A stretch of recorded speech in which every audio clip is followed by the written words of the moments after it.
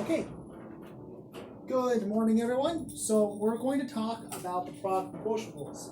This is from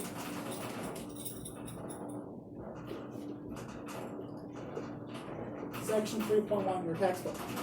Now, next week you're going to have an exam on my math lab, and it's going to cover up to section 3.3. So we'll get through section 3.3 by the end of this week. The first topic is section 3.1, product and quotient rules. Literally just these two rules. So this says the derivative of the product of two function is the derivative of the first function times the second function plus the first function times the derivative of the second function. The quotient rule, quotient of two functions, says the derivative of the quotient of two functions, f over g, is equal to the derivative of the numerator times the denominator minus the numerator times the derivative of the denominator, all divided by the denominator squared. Okay, so let's go over some examples to see this in action. So I'll start first with the product rule.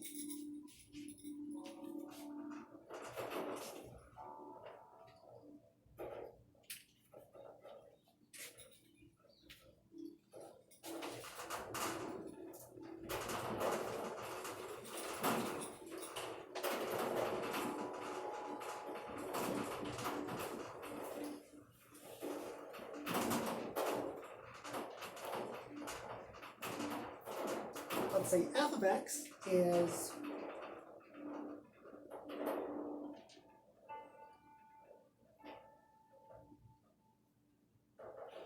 and g of x is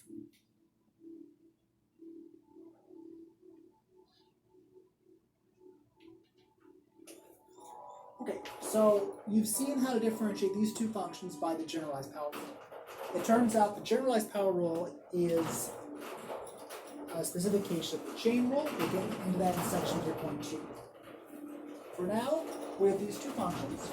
We've seen before how to differentiate these two functions.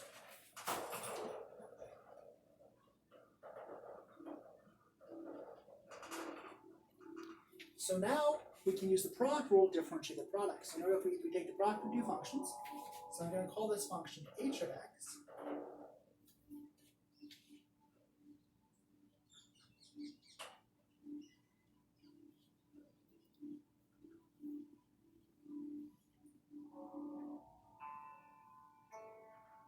What's h prime of x? It is derivative of the first function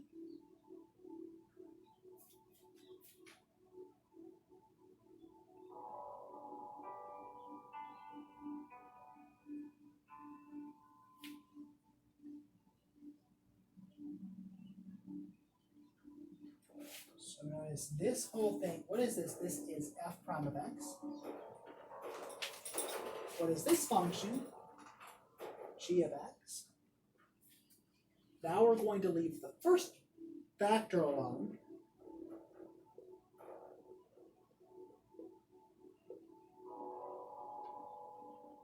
Now we're going to differentiate the second factor. Okay. So this is g prime of x. This is f of x. Okay. So that's an example for how to differentiate the product of two functions. Now notice, if you're really thinking, okay, well, you didn't have to use this. Yes, technically you didn't have to use this. You could have expanded this, but that would have taken a long time. That would have required you to multiply x cubed plus 1 by itself 5 times, and then follow that out with multiplying this thing by itself 2 times. That's going to be really, really tedious. So you can use the product rule, though, to get an answer that is more concise where all those factors are laid out for you. And we'll see later on there are actually functions where they can only be differentiated using the product rule. There will not be an alternative.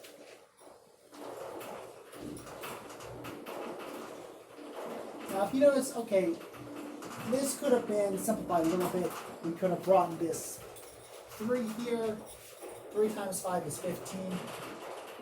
So this could simplify to 15 times x cubed plus 1 to the 4th times x squared plus x minus 1 plus x cubed plus 1 to the 5th times 2, or convention is you bring 2 in front of these factors here, times x squared plus x minus 1 times 2x plus 1.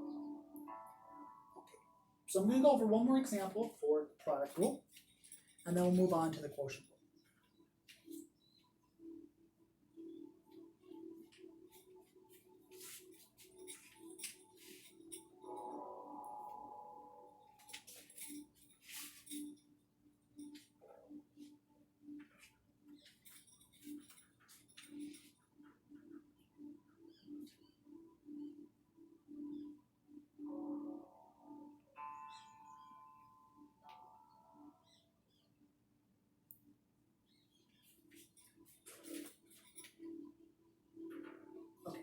This will just allow us to see the final answer.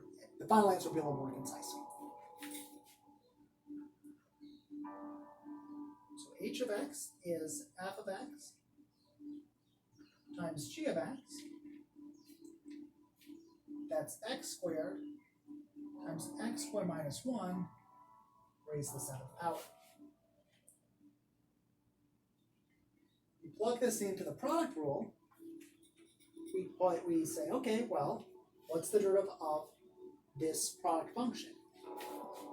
It's f prime of x times g of x plus f of x times g prime of x. Well, notice, what's f prime of x? It is 2x. What's g prime of x? It is 7 times x squared minus 1 times 2x, which simplifies to 14x times x squared minus 1. So now we just need to plug in these formulas for f prime, f, g, and g prime. F prime times g, okay, that's 2x times, what was g? It was x squared minus 1 to the 7th, plus, okay, now we leave f alone, x squared times 14x times x squared minus 1, should be the 6th power, Now, you can notice here, right, we can factor out x squared minus 1 to the 6th power from both terms, and actually an x. So we actually 2x. So we can factor out 2x times x squared minus 1 to the 6th power. We're left with x squared minus 1 plus 7x.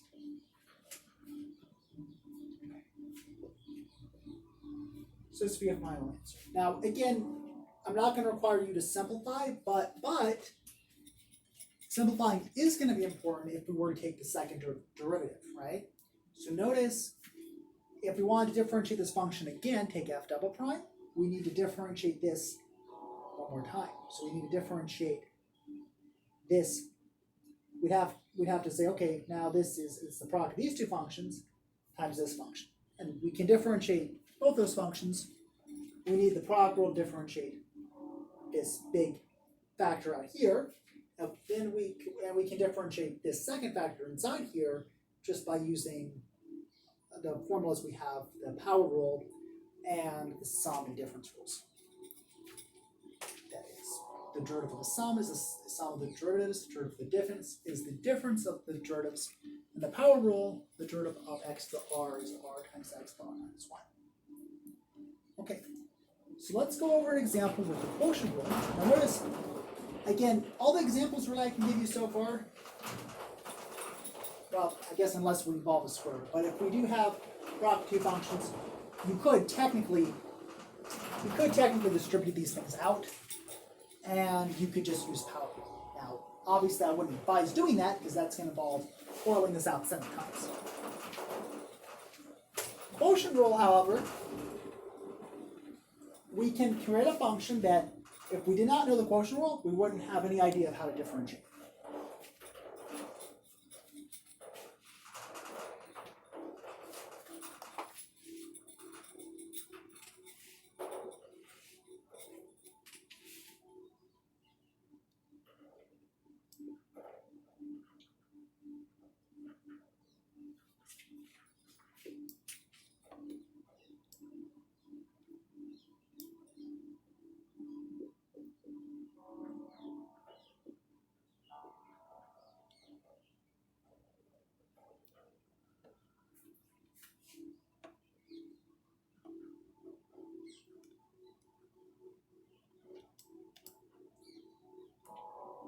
So let's say, in this example, let's say f of x was equal to x plus 1 g of x. So here we can actually even construct a simpler function, 2x plus 1. Before, if I gave you this, asked you to differentiate the product, you could just use, okay, just FOIL, differentiate, not a big deal. But if I asked you to differentiate the quotient, we'd be at a loss unless we had the quotient rule. Now that we have the quotient rule, right? So notice here, root of this is just 1, root of this is just 2. So if we look, if we construct the function that is the quotient,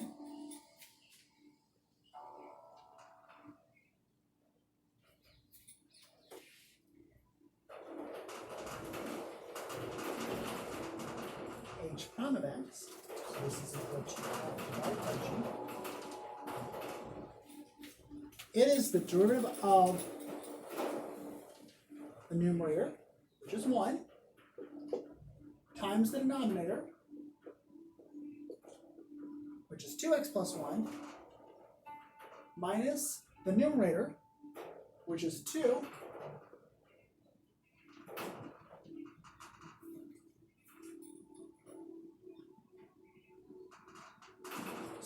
times the numerator, which is x plus 1, times the derivative of the denominator, which is 2, all divided by the denominator squared. Denominator is 2x plus 1.